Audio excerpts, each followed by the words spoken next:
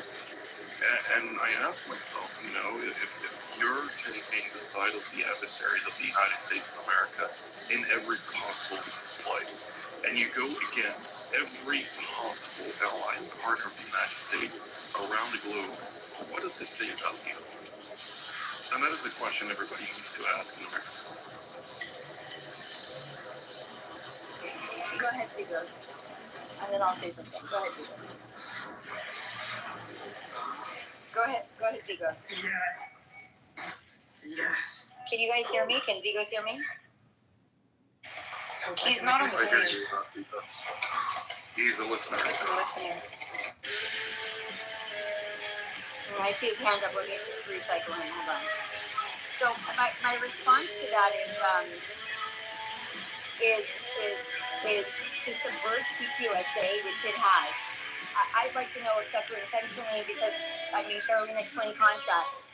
I want to know if there's an intentionality to harm TQSA, to stop the donors, to stop the ability for them to recruit for midterms, to stop their ability to have a groundment, to sour, as I've heard from people from the ground, like real players from the ground, who have reached out privately and in the space, they've been to the space. Hold on.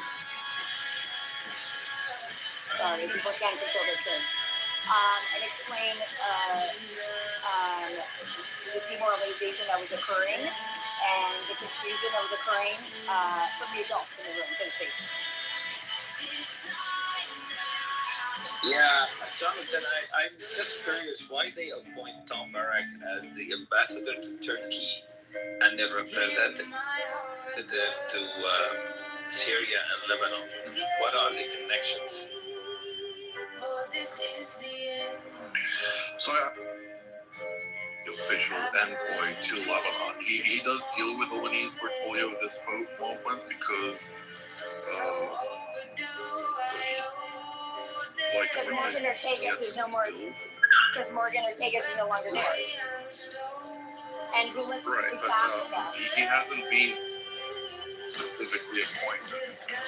What I will say is that Turkey, despite being ideologically maligned, so to speak, in the context of Western civilization, very problematic in times, it is essential for Western civilization that it remains part of the Western fold, particularly in light of the Phosphorus, Strait of Phosphorus, and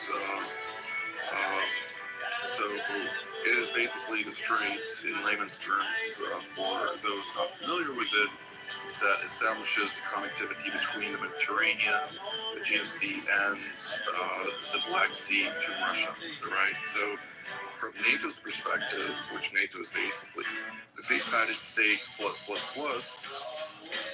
it wants to control that specific strait. That specific strait under the 17th and 19th article of the Teltoy Accord indicate that that Turkey has control over whether or not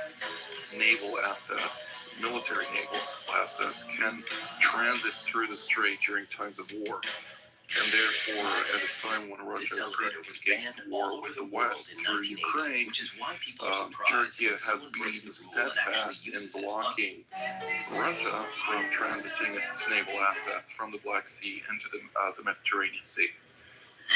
So that is, from America's perspective, essential, right? From NATO's perspective, essential. And therefore, territorially speaking, Turkey is essential for the West, but at the same time, Turkey has been for a long time very frustrated with the West, particularly with Europe, but also with the United States, over feeling like the left-out actor.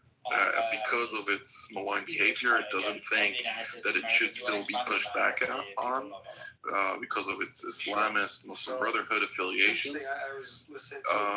And therefore, in recent years, it has been making strides in the direction of deepening its collaboration with China. And one of the concrete fears was, and justifiably so, is that what would happen if Turkey now abandons NATO and moves in the direction of China and